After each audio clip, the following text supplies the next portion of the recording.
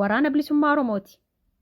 Raadiyoon Burqaa Oduu Jaarmiyaa waraana bilisummaa Oromoo torbanitti guyyaa 3 jechuunis gaafa Kibxataa, Jimaataa fi Dilbata akka lakkoofsa Oromiyaatti sa'aatii 6 PM yookiin akka lakkoofsa Westerniitti sa'aa 12 PM'tti tamsaasa kallattiin waan isin biraan geenyuuf ilmaan Oromoo addunyaa mara keessa jirtan akka nu hordoftan kabajaan isin gaafanna.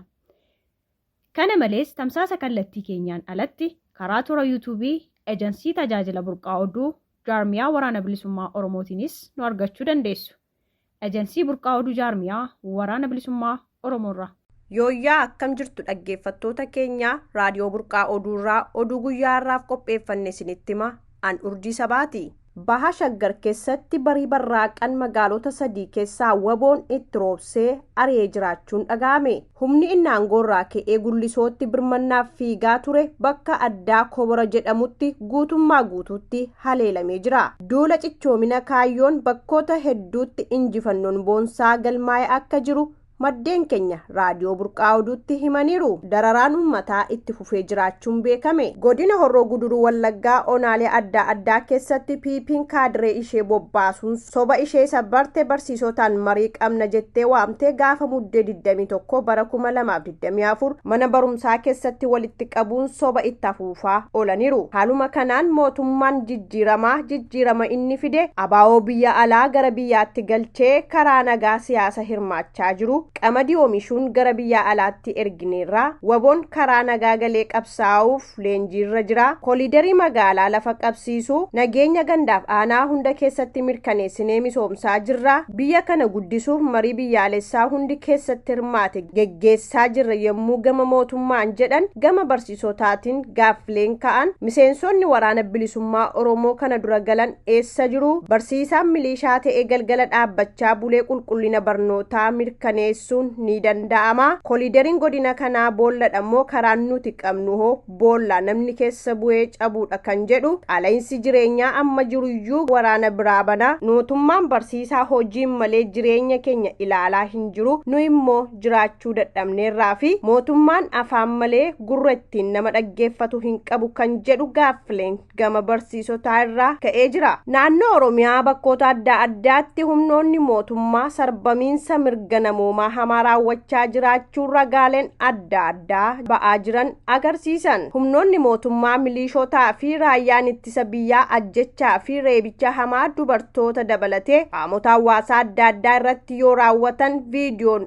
agarsiisan bahanii jiru. Viidiyoon yeroo milishoonni mootummaa uffata milishaa uffachuun uummata gidduutti haadha tokko lafarra gangalchuun reeban tibbana qoodamee uummata dheekkamsiiseera. Viidiyoon kan ibsu godina Baalee keessaa akka ta'e maddeen adda addaa ibsa miidiyaa hawaasaa irratti yoo qoodantu argame. Akkasumas viidiyoon biraa yeroo milishoonni harmee tokko reeban Arsii Lixaa Dodolaatti raawwatamutu ibsame. Viidiyoon yeroo gochisuu kanneessa haadholii fi dargaggoota akkasumas maanguddoota irratti raawwatamuu miidiyaa hawaasaa irratti qoodamu baay'achaa dhufee jira. Godina Horroo Guduruu Wallaggaatti saamicha ajjechaa fi hiraarsi itti fufe. Godina Horroo Guduruu Wallaggaa ona Abaaboo Guduruu ganda Looyyaa Moloolee muddee 17 bara 2024 obbo Taayyee Guutamaa jalaa tiksitoonni PP loon 8 saamanii deemaniiru. Ona Sulula Fincaa ganda Hawwii Guddinaa obbo Dassaalee Kumaa jalaa muddee 20 bara 2024 boqqolloo kuntaala 300 ol maqaa hidhata waboo qabda jedhuun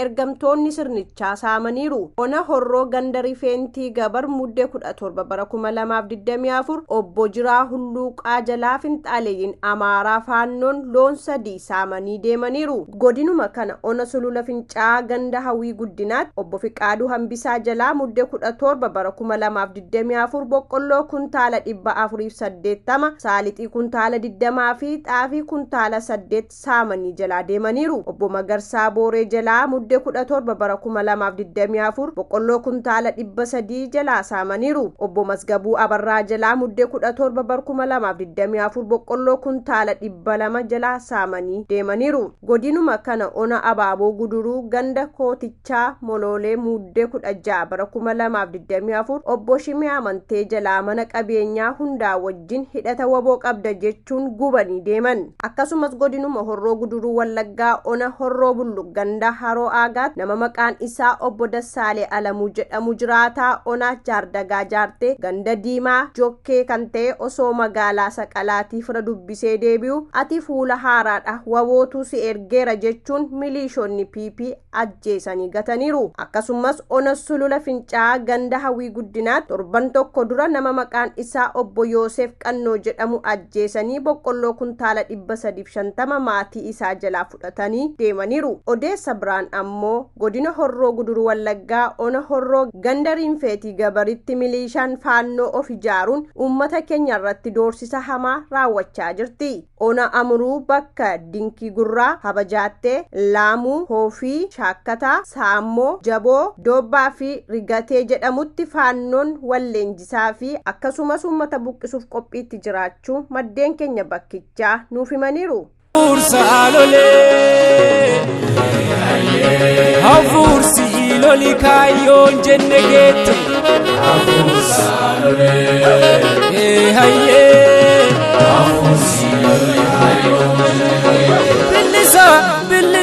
Billisa seenaa gootaa dubbisa mee gurra naa ergisa diina abbaa ajjeese kuma ilma baasa ajjeese mirgaan galee lammiisaa boonsisa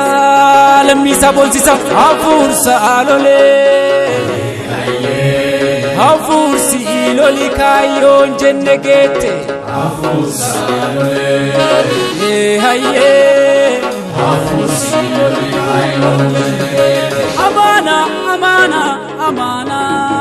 amaana gootaa nyaadhu waadaa galeen dagadhu lubbuu kootiif sodaadhe duubatti hin deebi'u qabsoo koo itti fufu eessa biraa hin maqu.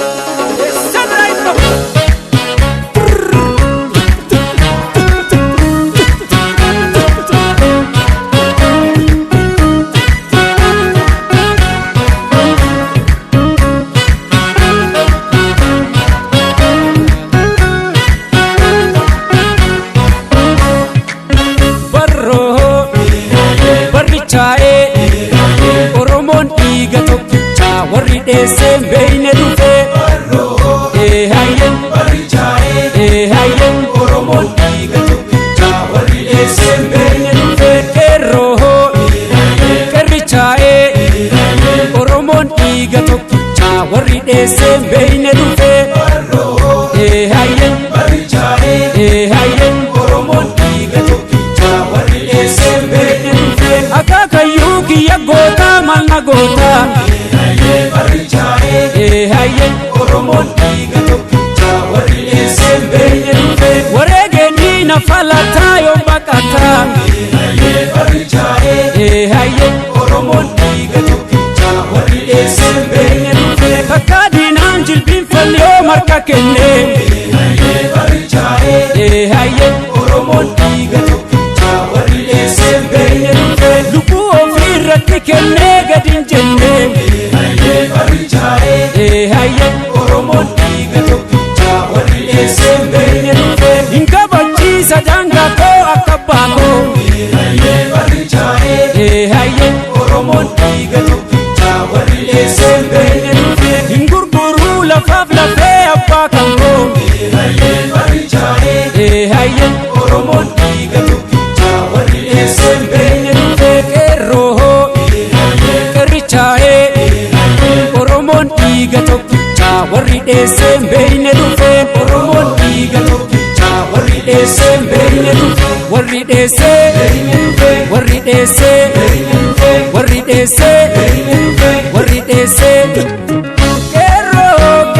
qeerransa jabaaree beekama qeerransa jabaaree beekama onnee isaatu girriisa qeerransa jabaaree beekama ofittiin dhiisu diinasa qeerransa jabaaree beekama diinni tuqqee nun ilaalu qeerransa jabaaree beekama osoo jirruu biyyan dhaalu qeerransa jabaaree beekama har'a kunoo dabareenko qeerransa jabaaree beekama hinyaadhu dhaamsa abbaako qeerransa jabaaree beekama rebiyaako qabiyaako Rebiambo, Kabiambo, Rebiambo, Kabiambo, Rebiambo, Kabiambo.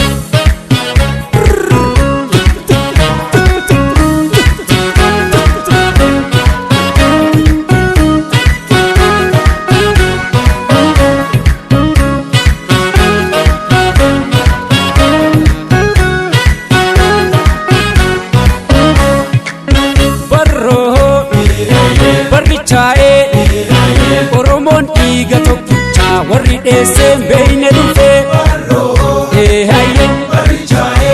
hayyen Oromon dhiiga tokkicha warri dheesseen beeyne dhufe qeerroo qeerrichaa'ee Oromon dhiiga tokkicha warri dheesseen beeyne dhufe hayyen Oromon dhiiga tokkicha warri dheesseen beeyne dhufe akaakayyuu kiyya goota malna goota hayyen Oromon dhiiga tokkicha warri dheesseen beeyne dhufe wareegee diina falataa yoo baqataa hayyen Oromon dhiiga tokkicha warri dheesseen beeyne dhufe takka diinaan jilbiinfalli yoo marka kenne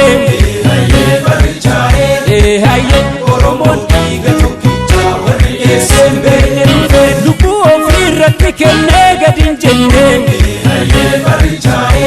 hayyen Oromon dhiiga tokkicha warri dheesseen beeyne dhufe hin kabachiisa daangaa koo akka abbaa koo hayyen Oromon dhiiga tokkicha warri dheesseen beeyne dhufe hin gurguruu lafaaf lafee abbaa kan koo hayyen Oromon dhiiga tokkicha warri dheesseen beeyne dhufe qeerroo qeerrichaa'ee Oromon dhiiga tokkicha warri dheesseen beeyne dhufe Oromon dhiiga tokkicha warri dheesseen beeyne dhufe warri dheessee warri dheessee warri dheessee warri dheessee qeerroon qeerransa jabaaree beekama qeerroon qeerransa jabaaree beekama onnee isaatu birrisa qeerroon qeerransa jabaaree beekama ofittiin dhiisu diinasa qeerroon qeerransa jabaaree beekama diinni tuqqee nun ilaalu qeerroon qeerransa jabaaree beekama osoo jirruu biyyan dhaalu qeerroon qeerransa jabaaree beekama har'a kunoo dabareen koo nyaadhu dhaamsaaf baakoo